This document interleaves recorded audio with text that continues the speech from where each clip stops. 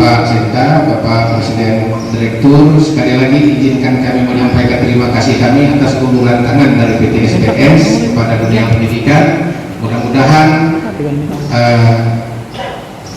bantuan alat cuci tangan ini akan dapat kami manfaatkan secara maksimal sehingga berhasil guna, berdaya guna, dan tepat guna untuk mengatasi permasalahan pandemi COVID. Terima kasih.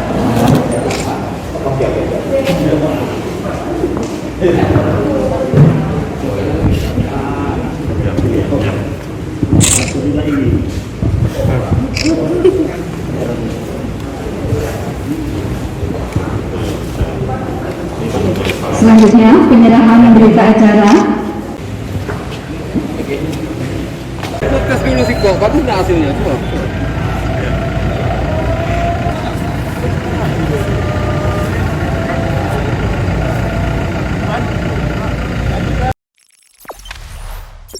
Jangan lupa subscribe, share, komen, dan like ya.